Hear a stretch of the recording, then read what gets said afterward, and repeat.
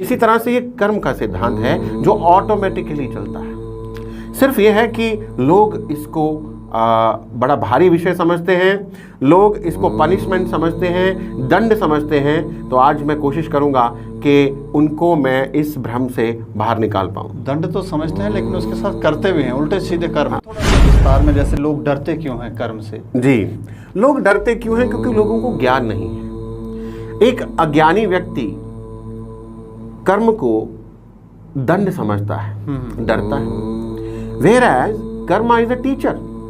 कर्म तो एक अध्यापक है जो आपको सिखा रहा है, समझा रहा है अलग अलग ढंग से। देखिए, अगर कर्म का सिद्धांत केवल दंड देता तो हमें बहुत से सुख जीवन में प्राप्त हो रहे हैं। जो भी लोगों के साथ हो रहा है उसके पीछे उनका किया कर्म है। बिल्कुन है। पर मैं एक और चीज़ जानना चाह रहा हूँ, जैसे आप कह रहे हैं कि हम किसी से नफरत करते हैं तो उसके बारे में सोचते रहते हैं, तो ये भी एक कर्म है। लेकिन इस तरह से भी है कि भक्ति करते हैं लोग, ईश्वर का गुणगान करते रहते हैं, मन से रिएक्ट करें या ना करें, लेकिन अंदर जाप करते हैं, उसका भी रिएक्शन ये सेम ही है। कर्म का सिद्धांत है जो ऑटोमेटिकली चलता है। सिर्फ ये है कि लोग इसको बड़ा भारी विषय समझते हैं, लोग इसको पनिशमेंट समझते हैं, दंड समझते हैं। तो आज मैं कोशिश करूंगा कि उनको मैं इस भ्रम से बाहर निकाल पाऊं। दंड तो समझते हैं लेकिन उसके साथ करते भी हैं उल्टे सीधे कर्म। उसी पे आज बात करेंगे, उसी पे बात करेंगे। आज आपके जीवन में जो दुख और तकलीफ है, क्या उसका कारण कोई आपका गलत कर्म है? जो आपने कर्म कुछ ऐसे किए हैं जिसका फल आपको मिल रहा है? लोग इस विषय को, कर्म योग को, कर्म के सिद्धांत को, ऐसा जब भी उन्हें कहा जाता है तो उन्हें ऐसा लगता है कि ये कोई काफ़ी डिफ़िकल्ट चीज़ है। और आज उनके जीवन में जो भी घटना घटित हो रही है, चाहे वो बीमार हो रहे हैं, गिर रहे हैं, पड़ रहे हैं, एक्सीडेंट हो रहा है, किसी से उनके रिलेशनशिप्स हो रहे हैं, वो ये मानते हैं कि इसके पीछे उनके कर्म हैं। उन लोगों को ऐसा भी लगता है कि ये कर्म योग जो है पहले से ही लिख दिया गया है, और वो सिर्फ जीवन में जब धरती के ऊपर आते हैं तो उनके साथ जो भी घटित होता है वो पहले से ही लिखा गया है। अब इस विषय को समझना बहुत ज़रूरी है, इस सिद्धांत को समझना ज़रूरी है। और आज इस स्पेशल इसी बात पर बात करेंगे कि कर्म से लोग डरते क्यों हैं और कर्म योग और कर्म का सिद्धांत दरअसल है क्या। इस विषय पर बात करने के लिए हमारे साथ गौरव विग हैं, लाइफ कोच हैं, इनसे पिछली बार भी हमने बात की थी, और मेडिटेशन एक्सपर्ट हैं, इसके अलावा रेकी ग्रैंड मास्टर भी हैं, और कर्म के बारे में भी ये अच्छे से जानते हैं। आज इनसे इस विषय पर चर्चा करेंगे। अच्छा सर, आपका बहुत बहुत शुक्रिया कि आपने हमें एक बार दोबारा मौका दिया, और ये जो कश्मकश है उससे बाहर लोगों को कैसे निकाला जाए, इस पर थोड़ा सा हमें ज्ञान दें। ज़रूर ज़रूर दीपक जी, बहुत बहुत धन्यवाद। पहली बात। दूसरी बात मैं ये कहूँगा कि ये ब्रह्मांड बहुत सारे सिद्धांत, बहुत सारे लॉज पे काम कर रहा है। जैसे लॉ ऑफ ग्रेविटेशन है, फिजिक्स के लॉज हैं जी। सो हर सिद्धांत अपने आप में काम कर रहा है। लॉ ऑफ ग्रेविटेशन, गुरुत्वाकर्षण का बल है कि आप कोई भी चीज़ ऊपर फेंकेंगे नीचे आएगी, चाहे वो यहाँ फेंक दीजिए, चाहे अमेरिका जाकर के फेंक दीजिए, पहाड़ों में फेंकिए, जंगल में फेंकिए, ये अपने आप चल रहा है। इसी तरह से ये कर्म का सिद्धांत है जो ऑटोमेटिकली चलता है। सिर्फ ये है कि लोग इसको बड़ा भारी विषय समझते हैं, लोग इसको पनिशमेंट समझते हैं, दंड समझते हैं। तो आज मैं कोशिश करूंगा कि उनको मैं इस भ्रम से बाहर निकाल पाऊं। दंड तो समझते हैं लेकिन उसके साथ करते भी हैं उल्टे सीधे कर्म। उसी पे आज बात करेंगे, उसी पे बात करेंगे जी। क्योंकि ये जो कर्म का सिद्धांत है ये दंड नहीं है। अगर हम थोड़ी देर के लिए कर्म को साइड पे रख दें और बात करें कॉज एंड इफेक्ट की, मतलब कारण और परिणाम की, जी, कि मैंने जो किया, जो कारण बना, उसका परिणाम तो होगा ही। ये तो जब से हम क्वांटम फिजिक्स की बात कर रहे हैं कि सब कुछ ऊर्जा है और किसी भी ऊर्जा को नष्ट नहीं किया जाता, केवल रूपांतरित किया जा सकता है। तो इसी तरह से आप जो भी काम करेंगे, एवरी एक्शन हैज रिएक्शन, हर क्रिया की प्रतिक्रिया है। आप कुएं में आवाज देंगे, वापस आएगी। आप किसी गुंबद के नीचे जैसा बोलेंगे वैसी ही प्रतिक्रिया, वैसी ही प्रतिध्वनि आपको सुनाई देगी। सो कर्म का सिद्धांत इसी पे काम कर रहा है। मतलब ये है जो भी लोगों के साथ हो रहा है उसके पीछे उनका किया कर्म है। बिल्कुल है, पर किस प्रकार से है, क्योंकि कर्म को किस स्तर पर किया जाना चाहिए वो बात को समझना बहुत जरूरी है। थोड़ा सा विस्तार में, जैसे लोग डरते क्यों हैं कर्म से? जी, लोग डरते क्यों हैं? क्योंकि लोगों को ज्ञान नहीं है। एक अज्ञानी व्यक्ति कर्म को दंड समझता है, डरता है। Whereas Karma is a teacher. कर्म तो एक अध्यापक है जो आपको सिखा रहा है, समझा रहा है अलग अलग ढंग से। देखिए, अगर कर्म का सिद्धांत केवल दंड देता तो हमें बहुत से सुख जीवन में प्राप्त हो रहे हैं। इंसान की लॉटरी लग जाती चलते चलते की। इंसान को एकदम से कहीं से धन प्राप्ति हो जाती है, एकदम से बड़े बड़े सुख मिल जाते हैं। तो वो भी तो कर्म का सिद्धांत ही दे रहा है। अच्छे कर्म भी तो फलीभूत हो रहे हैं।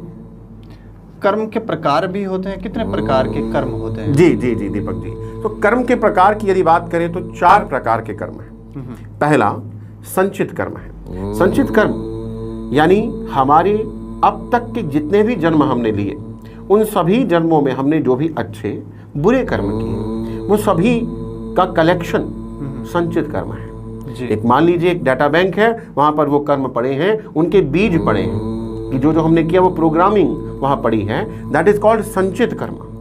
उसके बाद में आ जाता है प्रारब्ध।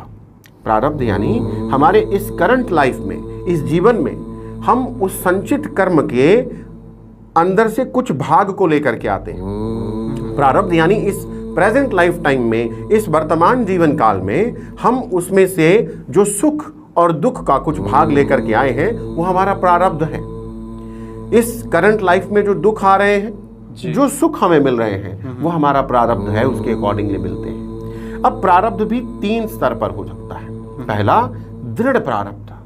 दृढ़ प्रारब्ध जिसे हम बदल नहीं सकते, जिसे बदला नहीं जा सकता। आप कितना भी ध्यान ज्ञान कर ले पर वो चेंज नहीं होगा। जैसे मान लीजिए एक व्यक्ति के बच्चे जो हैं वो मेंटली रिटार्डेड हैं, या एक व्यक्ति का बच्चा जन्म से अपंग पैदा होता है, तो वो ऐसा कर्म है, वो पिता माता के तौर पे उसको जो दुख मिल रहा है, वो एक ऐसा कर्म है जो दृढ़ प्रारब्ध है। वो भी उसके ही, उस व्यक्ति का किए, उसका भी है, जिसके साथ वो हो रहा है उसका भी है। तो हम खुद इसके बारे में थोड़ा इस बातचीत में आगे बढ़ते हुए बात करते हैं। दूसरा जो कर्म आता है प्रारब्ध की, जो दूसरी किस्म आती है, वो आती है अदृढ़ दृढ़। जी, मान लीजिए किसी को बीमारी हो जाती है कोई।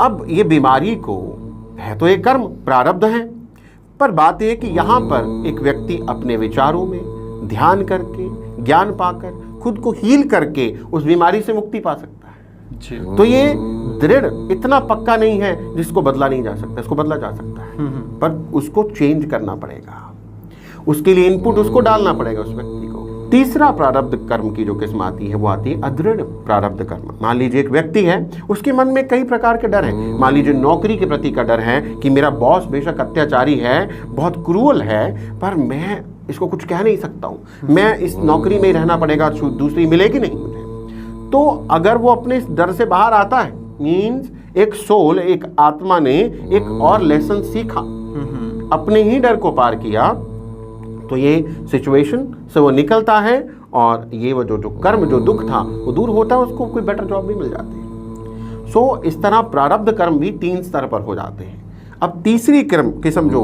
कर्म की है वो है क्रियामान कर्म, यानी वो एक्शन जो अभी हम कर रहे हैं। जो अभी हम कर रहे हैं 3 स्तर पर क्रियामान कर्म हो सकते हैं। हमारे मन ये जो हम बातचीत कर रहे हैं, ये भी एक कर्म, ये भी कर्म है। कर्म यानी मनसा वाचा कर्मणा, मन से, वचन से यानी अपने शब्दों से, और कर्म से अपने एक्शन से। अब कई बार हम कुछ करते तो नहीं हैं, किसी को कुछ कहते नहीं हैं कि कहेंगे झगड़ा होगा, प्रॉब्लम शुरू होगी, पर अपने मन में उस व्यक्ति के बारे में बुरा सोचते जाते हैं। जी, ना तो शब्द बोला, ना उसको धक्का मारा, ना कुछ कहा, बट हमने अपने मन में निरंतर उसके बारे में बुरे विचार बनाए, उसको हेट्रेड, नफरत भेजी। तो ये भी कर्म है, ये नेगेटिव साइड आप बता रहे हैं। बिकॉज हमने जो बोया, जो भेजा उसको, वो हमें भी वापस मिलेगा। मतलब इसका भी रिएक्शन है, मन से, वचन से और कर्म से। ये तीनों स्तर पर हम एक्शन करते हैं।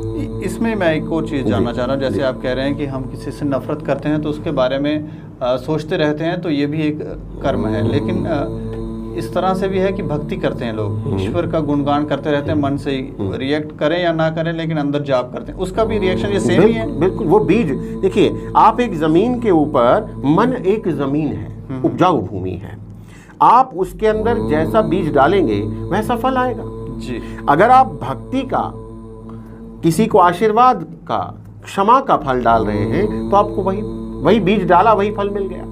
अगर आपने बीज डाला है नफरत का, गुस्से का, घृणा का, इसका नुकसान हो जाए, इसको पता चल जाए, ये गिर जाए, इसकी नौकरी चली जाए, इसकी टांगें टूट जाएं, कहा तो नहीं, तोड़ी तो नहीं, पर मन में सोचा, तो ये कर्म है। ये जिस तरह का बीज है वैसा ही फल प्राप्त होगा। हम इस तरह से भी समझ सकते हैं कि मन जो है वो हमारा एक असिस्टेंट है, जिसको हम डायरेक्शन देते हैं, आपको ऐसा करना है। दीपक जी, भगवान कृष्ण ने गीता में कहा कि मन यदि आपके काबू में है तो आपका दास है, आपका परम मित्र है, और यदि आप मन के काबू में हो तो फिर मन से बड़ा शत्रु कोई नहीं है। मन से बड़ा शत्रु कोई नहीं। मन ऐसा बंदर है जो आपको कभी भी टिकने नहीं देगा, और ऐसा बंदर जिसने शराब भी पी ली और बिच्छू भी काट गया उस बंदर को, तो सोचिए वो कितना उधम मचाएगा। तो मन इस प्रकार है। मन यदि हमारे काबू में है, हमारी इंद्रियां हमारे बस में है, if we are master of our mind, then हमारा माइंड हमारा बेस्ट फ्रेंड है।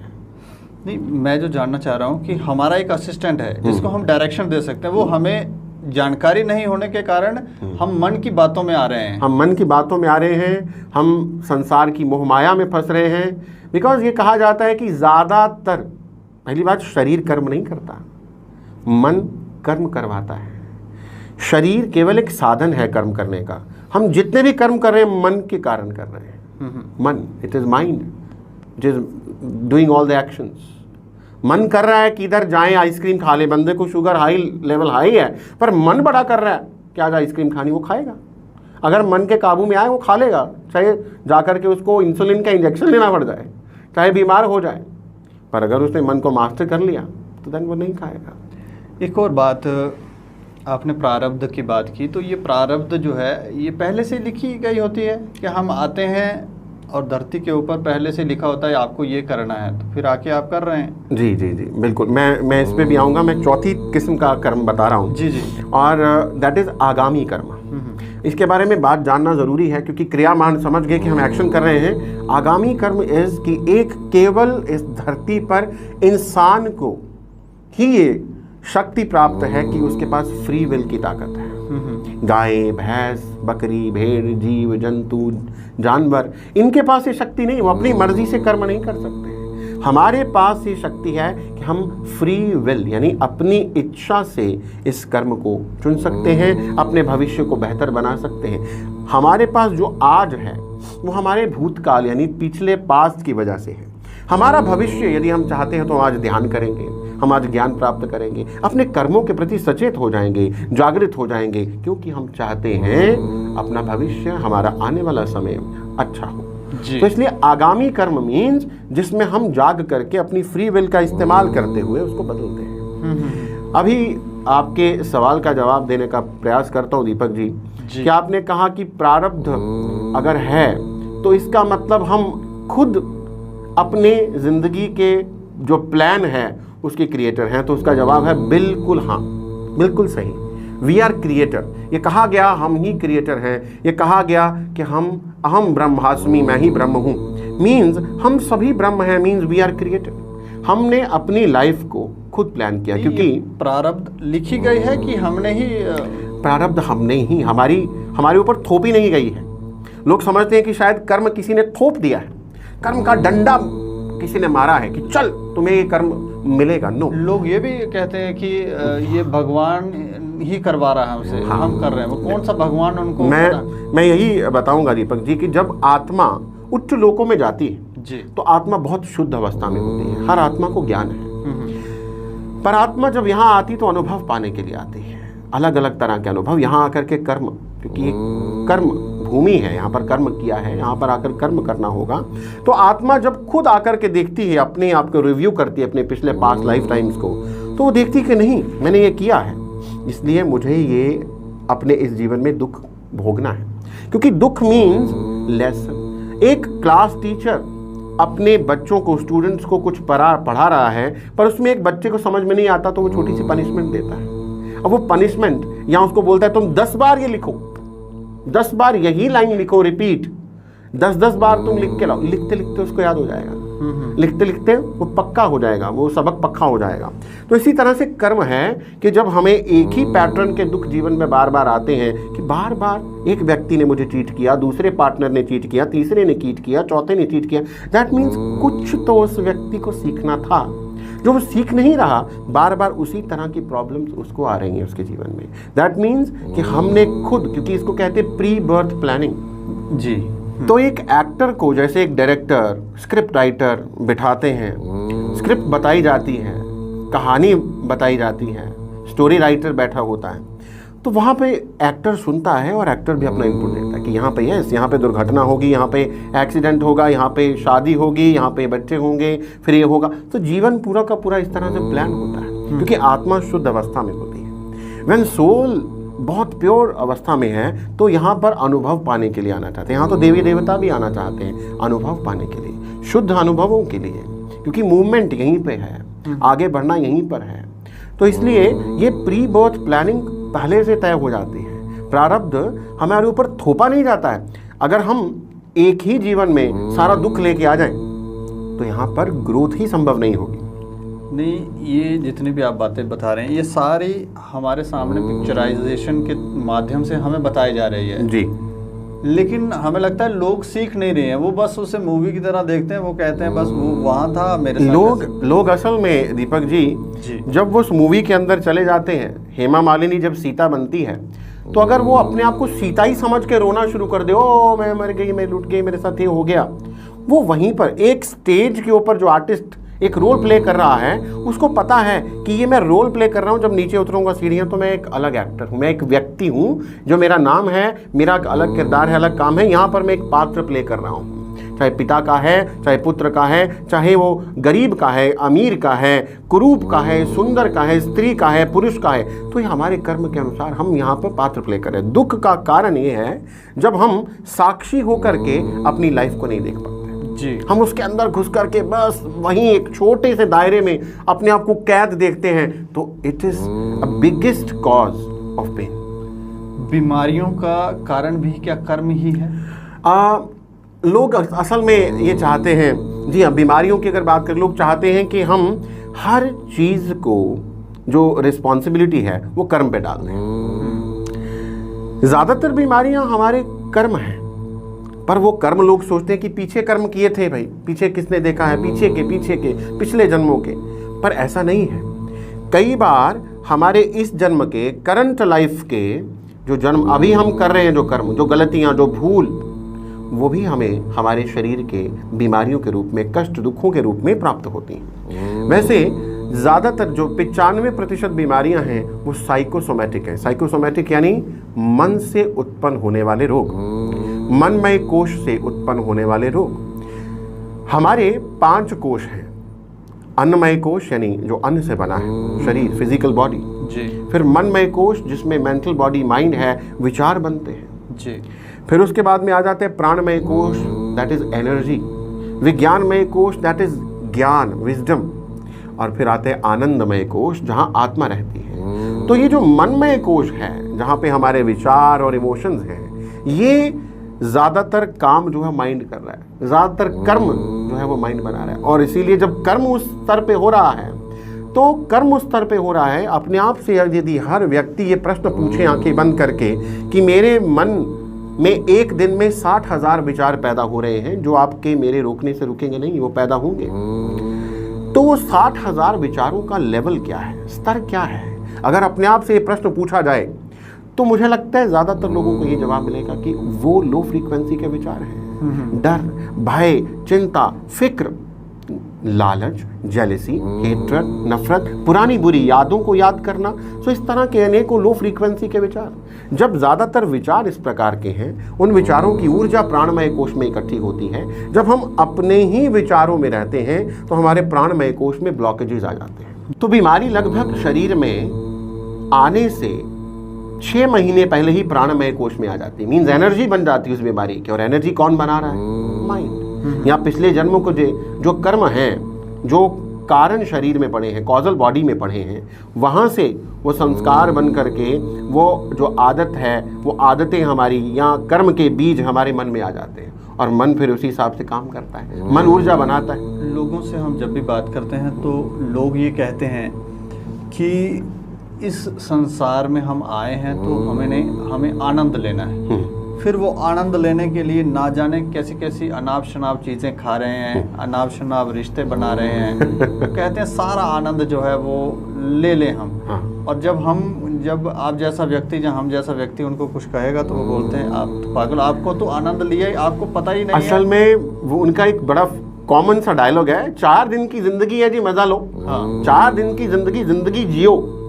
और वो यही मैसेज बाकियों को स्प्रेड भी कर रहे हैं, पर असल में उनको आनंद की परिभाषा नहीं पता है। एक बच्चे के लिए आनंद की परिभाषा अलग होगी, साल बाद अलग होगी, अगले दिन अलग होगी।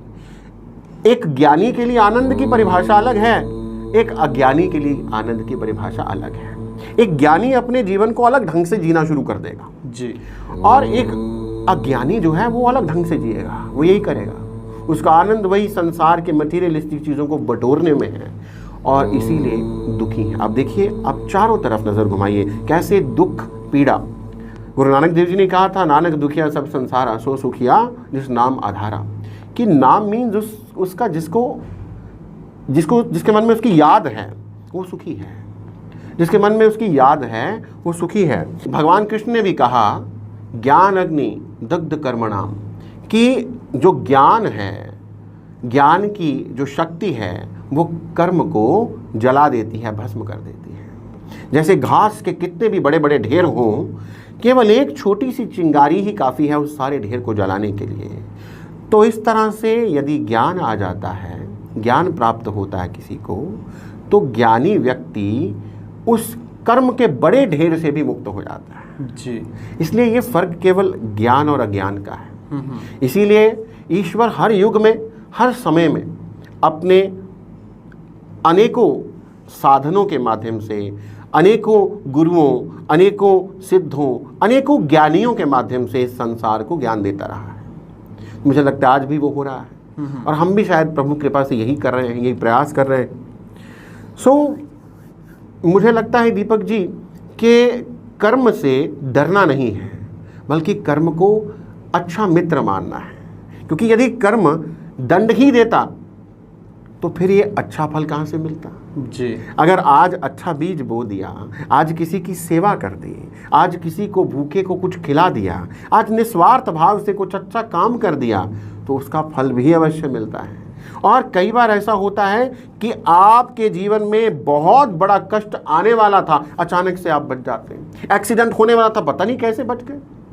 कोई चीज़ खराब हो रही थी जीवन में, अचानक से कोई घटना घटी कि आप उस मुश्किल से बाहर निकल गए। तो यहाँ पर वही अच्छे कर्म जो हमने कभी किए थे, उन अच्छे कर्मों का फल आया।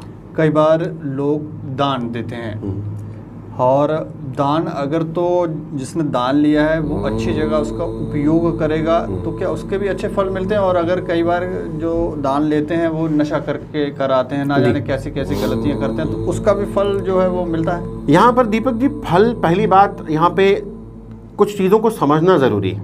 पहली बात, दान केवल भौतिक स्तर पर दिया गया नहीं होना चाहिए, उसके लिए भावना बहुत इंपॉर्टेंट। देने वाले का भाव कैसा है, देने वाले का भाव यदि अपना नाम करना है, फोटो खिंचवाना है, तो उसको फल नहीं मिलेगा। क्योंकि उसने उस दान को देते हुए मन में ये भाव रखा कि मेरा नाम हो जाए, उसका नाम हो गया, बस और कोई फल नहीं मिलेगा उसको। इसलिए कहा जाता है गुप्त दान दो, इसीलिए कहा जाता है निस्वार्थ। स्वार्थ नहीं होना चाहिए आपका उसमें, उसका कोई और प्रयोजन नहीं होना चाहिए। आपका प्रयोजन केवल इतना होना चाहिए, उसको जिसको आप दान दे रहे हैं उसका फायदा हो, उसको सुख प्राप्त हो, तो सेवा का भाव होना चाहिए।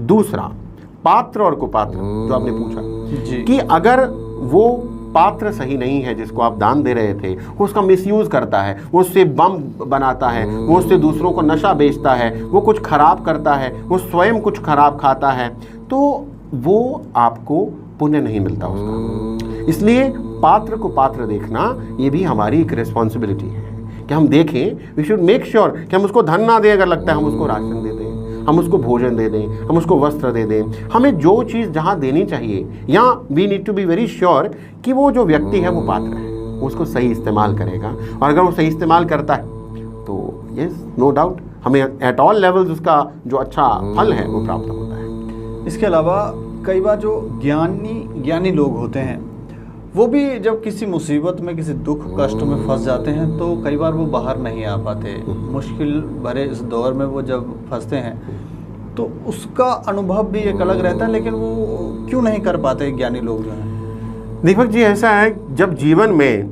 बहुत से कर्म इकट्ठे आ जाते हैं, कहते हैं जितना इंटेलिजेंट बच्चा होता है टीचर उतने ही ज़्यादा टेस्ट लेता है, उसके पक्का कर देता है, उसको बार बार टेस्ट होता है, बार बार उसको चैलेंजेस दिए जाते हैं, मुश्किल सवाल उसको डाले जाते हैं, सॉल्व करने के लिए दिए जाते हैं। तो ज्ञानी के जीवन में दुख चाहे ज़्यादा आ रहे हैं एट ए टाइम, मान लीजिए उसको शारीरिक कष्ट भी आ सकता है, परिवार में कुछ आ रहा है, परिवार में कोई बीमार हो गया है, धन का अभाव हो सकता है, बाहर कुछ दिक्कत हो सकती है, सो इकट्ठी बहुत सी चीज़ें हो सकती हैं। परंतु ज्ञान और ध्यान उसको यहाँ इतनी सहायता करेगा कि वो उस दुख में भी, क्या जैसे ऊन का गोला होता है ना, जब वो उलझ जाए तो उसको सुलझाना बड़ा मुश्किल हो जाता है। उलझ गया तो उलझे हुए उस ऊन को सुलझाना बहुत मुश्किल है, पर यदि किसी को एक सिरा मिल जाए तो फिर वो सुलझती चली जाती है जी। तो ज्ञानी को वो सिरा ईश्वर दे देता है, ज्ञानी को वो सिरा मिल जाता है कि हाँ, यहाँ से मुझे क्या प्राप्त हो रहा है। जब ये वो विटनेस, साक्षी बन करके इन चीज़ों को देखने लग जाता है तो उसके दुख ऑटोमेटिकली कम हो जाता है। उसको दुख में होकर के भी दुख आभास नहीं होता है, दुख उसके अनुभव में नहीं आता है।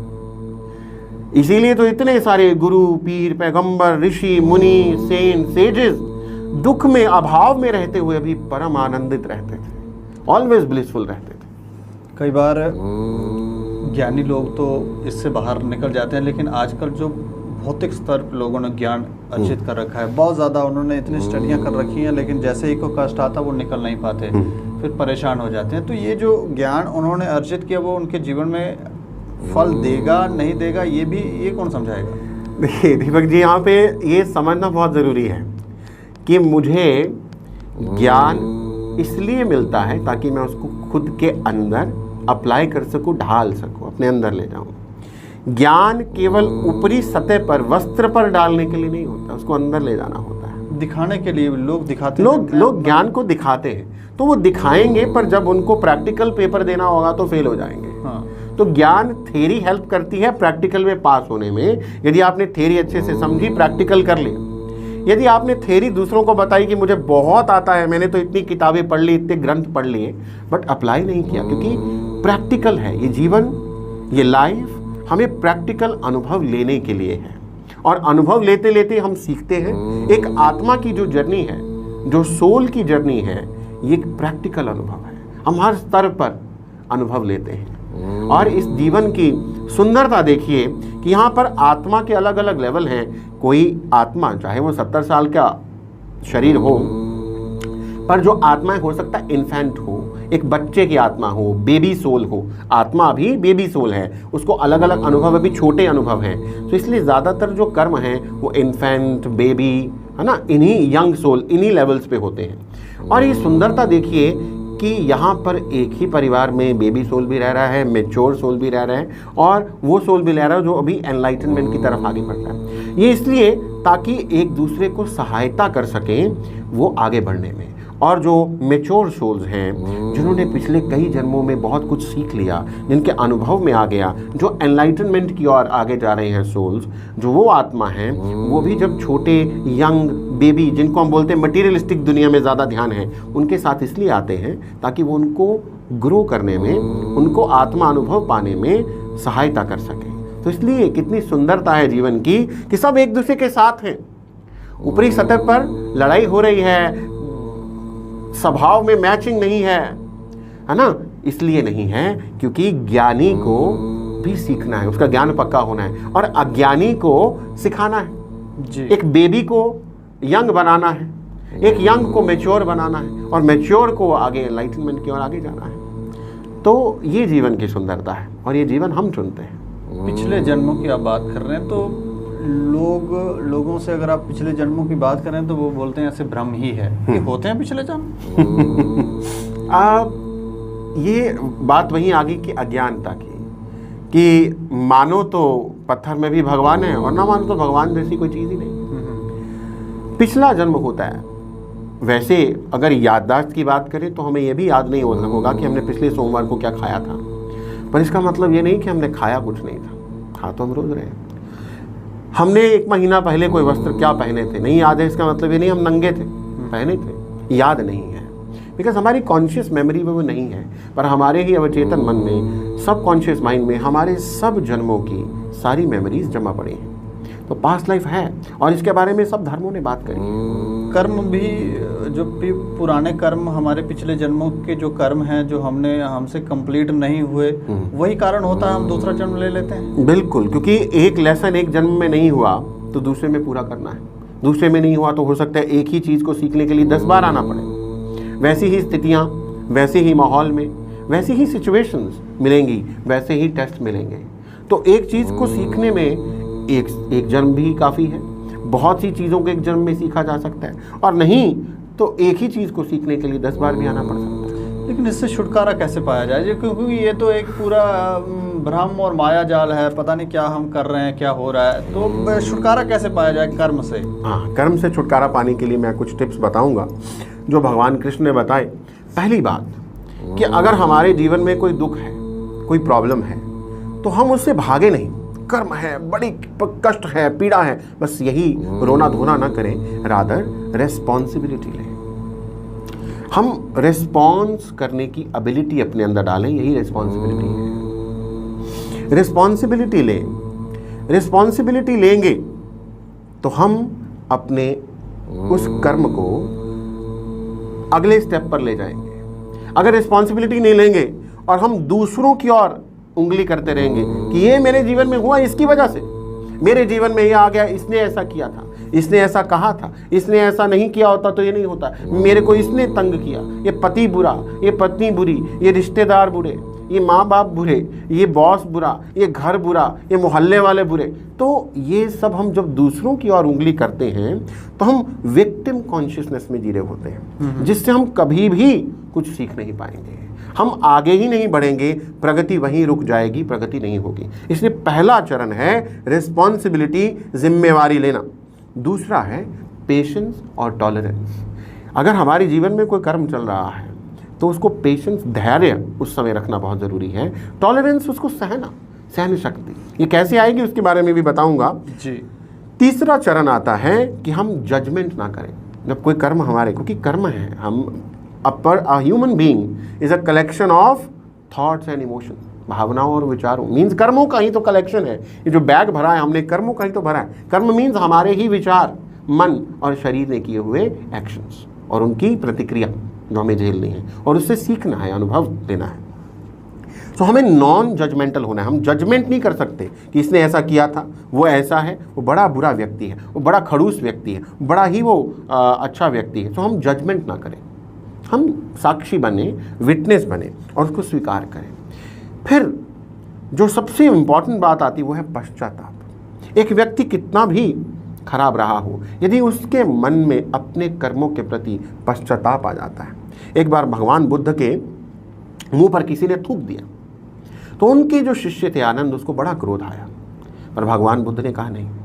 तो अगले दिन वो उस गांव से किसी और गांव जाने लगे। जिसने थूका था वो व्यक्ति आया और व्यक्ति ने आकर भगवान बुद्ध से क्षमा मांगी। उसकी आंखों में आंसू थे कि मेरे को पता नहीं चला कल मैंने कैसे आपके मुंह पर थूक दिया।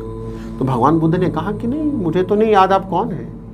आपने जिसके मुंह पर फेंका था थूक, वो भी मैं नहीं हूँ, और वो जिसने कल थूक फेंका था वो आप भी नहीं हो। आप आज बदल चुके हो। क्योंकि पश्चाताप, फिर अपने शिष्य को यही बताया कि पश्चाताप की जो अग्नि है वो सारे के सारे बुरे कर्म को जलाकर स्वाहा कर देती है, शुद्ध। वो एक यज्ञ है, एक हवन है जो इंसान के अंदर शुद्धि कर देता है। इसलिए पश्चाताप कीजिए, पश्चाताप कीजिए, तपश्चर्या कीजिए। फिर जो अगली बात नेक्स्ट इज कि हम क्षमा करें। क्षमा करना लोगों को लगता है कि शायद दूसरों के ऊपर एहसान कर रहे हैं, हमें दूसरों को क्षमा करना दूसरों के लिए नहीं करना है, बल्कि खुद के लिए करना है, क्योंकि हम शांति के हकदार हैं। We deserve inner peace. हम दूसरों को क्षमा कर उन पर कोई एहसान नहीं करते, हम दूसरों को अपने हृदय में जब क्षमा नहीं करते, बार बार कोसते हैं, बार बार उनको बुरा भला कहते हैं, बार बार उनके बारे में सोचते हैं, उनके बुरे कर्मों के एक्शंस को याद करते हैं और उनके लिए बद्दुआएं अपने हृदय में, अपने मन में बनाते हैं, उनको हम कर्स करते, श्राप देते हैं, तो ये सबसे हम ज़्यादा पीड़ित रहते हैं। हम उनकी ही बुरी एनर्जी हमेशा अपने साथ जोड़ करके रखते हैं, इसलिए हमारे अंदर वो सारा कष्ट, दुख, पीड़ा चल रही होती है, उनकी एनर्जी हमारे साथ जुड़ी रहती है निरंतर। और जब हम उनको क्षमा करते हैं तो हम स्वयं को फ्री करते हैं, मुक्त करते हैं, और हम प्रोटेक्टेड रहते हैं, सुरक्षित रहते हैं, आनंद में रहते हैं। इस आनंद की बात सबने करी है, सब गुरुओं ने, सब ज़ेन मास्टर्स ने, सब हीलर्स ने, वो आनंद फिर हम महसूस करते हैं। क्षमा करके हम बहुत बड़ा भार अपने कंधों से उतार करके मुक्त हो जाते हैं जी। फिर उसके बाद में दो चीज़ें और ध्यान रखने योग्य है। एक है ज्ञान, क्योंकि ज्ञान अग्नि से सारे कर्म जो हैं वो समाप्त हो जाते हैं। और फिर आती है बारी ध्यान की, जिसके और हम सब बढ़ते हैं, जिसके बारे में हमने पिछले एपिसोड में भी बात करी थी। ध्यान योग, 6वां चैप्टर गीता का। आज हम बात करें कर्म की, 3rd chapter of Bhagavad Gita. तो ध्यान एक ऐसा माध्यम है, ध्यानम निर्विषयम मना, मन को निर्विषय कर देता है, निर्विकार कर देता है। जब विषय नहीं रहा, मन ही खाली हो गया, तो कर्म कहाँ बचेंगे? कर्म कहाँ है? मन के अंदर है। संतुष्ट हो जाएंगे, फिर हम खाली हो जाएंगे, हम शून्य हो जाएंगे, और शून्य है तो कोई कर्म नहीं बचता है। पश्चाताप है तो शून्य है। सो ध्यान, ज्ञान और ये सब चीज़ों का हमें ध्यान रखना है, सो दैट हम इस कर्म बंधन से मुक्त हो जाएं। देखिए, जहाँ तक शरीर की बीमारियाँ आजकल बढ़ती जा रही हैं दीपक जी, मैं इस आपके माध्यम से ये भी बताना चाहूँगा कि शरीर की बीमारियाँ जो बढ़ती जा रही हैं वो मन बना रहा है, और वो कर्म है। पिछला कर्म, अभी का कर्म, 3 चीज़ों का इम्पैक्ट हमारे बीमारी के लिए हमारे शरीर पर होता है। नंबर 1, पहली बात, ट्रॉमा। यदि कोई सदमा किसी को लगता है, कोई झटका, कोई सदमा लगता है, सदमा लगा, उसका इम्पैक्ट नहीं है, सदमे पर हमने क्या प्रतिक्रिया दी उसका इम्पैक्ट हमारे शरीर पर पड़ता है। और यदि हम किसी सदमे पर एकदम उसके अंदर चले जाते हैं, कई कई महीने, कई कई साल उससे नहीं निकलते हैं, तो हमारे शरीर में बीमारी की ऊर्जा बनेगी ही। दूसरा, हम टॉक्सिक आहार से बचें, कि आजकल हम जो भी खा रहे हैं, चाहे फल खा रहे हैं, चाहे सब्जियां खा रहे हैं, चाहे हम नॉन वेजिटेरियन फूड ले रहे हैं, चाहे हम कोल्ड ड्रिंक्स ले रहे हैं, कुछ भी ले रहे हैं, पेय पदार्थ, बाज़ार में पैक्ड फूड, हर चीज़ में आप देखिए पेस्टिसाइड्स हैं, इंजेक्शंस हैं, केमिकली प्रोसेस्ड फूड हम खा रहे हैं, तो वो टॉक्सिक है, टॉक्सिक फूड है। तो टॉक्सिसिटी जब हमारे अंदर जाती है तो वो भी बीमारी पैदा करती है। पर इन दोनों से कहीं ज़्यादा इम्पैक्ट जो पड़ता है वो पड़ता है थॉट्स का, विचारों का। विचारों का इम्पैक्ट 80% हमारे जीवन पर पड़ता है, हमारे शरीर पर पड़ता है। विचार बनाए जिंदगी, thoughts that create our life. So हमारे जीवन को बनाते हैं विचार। 80% मीन्स मेजर पोर्शन विचारों का है। अगर हम चाहते हैं कि हम किसी भी बीमारी को रिवर्स कर दें, बीमारी से मुक्त हो जाए, चाहे वो कैंसर है, चाहे वो एड्स है, चाहे वो टीबी है, चाहे वो कोई भी और बीमारी है जी, यानी हम इससे बाहर आना चाहते हैं, तो हमें अपने विचारों पर पुनः काम करना होगा। ये भी हम ध्यान से भी अपने विचारों को देख सकते हैं कि हम क्या विचार क्या कर रहे हैं, सोच क्या रहे हैं। हमें ध्यान में विचारों को देखने का कार्य नहीं करना है। ध्यान में जो दिव्य ज्ञान हमारे अंदर आता है, ध्यान में जो प्योरिफिकेशन का प्रोसेस चल रहा होता है, वो ऑटोमेटिकली विचार शुद्ध होने लग जाते हैं। मैं आपको एक बात बताऊंगा, मेरे पास एक बहन जी आते थे कुछ समय से अपनी हीलिंग के लिए, कुछ बीमार थे। उनके परिवार में सब एक दूसरे से बहुत रुष्ट से रहते थे, सालों से ये चल रहा था, हार्मोनियसनेस, मधुरता नहीं थी संबंधों में। उनको मैंने बोला आप ध्यान करना शुरू करिए, आप अपनी हीलिंग करिए। और वो करते करते आप यकीन जानिए दीपक जी कि उनके परिवार में सभी के संबंधों में बहुत मधुरता आ गई। उन्होंने अपने अंदर जो शांति को, जो मेंटल पीस को अनुभव किया, वो शायद उन्होंने आज तक कभी अनुभव नहीं किया था। विचारों में जागृति आई, कर्म के स्तर पर जागृत हुए, मन, वचन, कर्म, तीनों स्तर पर कर्म शुद्ध हुए। सो ऑटोमेटिकली इट हैपेंड इसी तरह से ऐसे अनेकों लोग हैं जिन्होंने अपनी बड़ी बड़ी बीमारियों को रिवर्स किया है, कैंसर जैसे भयंकर जानलेवा बीमारी को भी रिवर्स किया है, 4th stage last stage cancer को भी रिवर्स करके लोगों ने लंबा जीवन दिया है। So that is possible only and only कि आप किसी भी कर्म को रिवर्स कर सकते हैं, पर आपको उसके लिए जागृत होना है।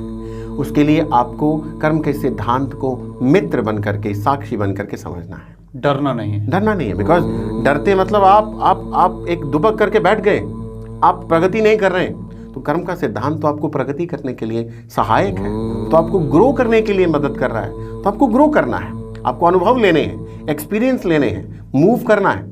तो इसीलिए कर्म का सिद्धांत आपका मित्र हो जाएगा। चलिए, शुक्रिया हमसे बातचीत करने के लिए। धन्यवाद। तो कर्म से डरना नहीं है, कर्म के विज्ञान को, कर्म के योग को समझना है और समझने के बाद उसको करना है। ऐसे ही नहीं कि अनाप शनाप कुछ भी आप बोल रहे हैं, कुछ भी खा रहे हैं, तो ये सब कर्म है और उसके फल तो आपको मिलेंगे ही। और दूसरा, ज़्यादातर जब आप रिश्ते बनाते हैं, रिश्तों की जब हम बात करते हैं तो सभी रिश्तों की बात करते हैं, सिर्फ लड़के लड़की वाला रिश्ता नहीं, सभी रिश्तों की बात हम करते हैं। तो वो थोड़ा सा ध्यान से बनाएं, क्योंकि उसमें भी आजकल लोगों की ऐसी प्रतिक्रियाएं हैं कि वो कहते हैं कि ये पहले तो उसके करीब जाएंगे, उसके बाद कहेंगे ये वाला, इसमें ये समस्या है, इसमें ये समस्या है, और सोए की समस्या आप देखेंगे नहीं। और दूसरा, जब गलती हो जाए तो उसे स्वीकार करना सीखें, ताकि आप इन कष्टों से बाहर निकल कर आ सकें। अगर ये कार्यक्रम आपको अच्छा लगा हो तो ज़रूर अपनी राय रखें और देखते रहें दैनिक सवेरा समाचार। मुझे और मेरे सहयोगी को दें इजाज़त। नमस्कार।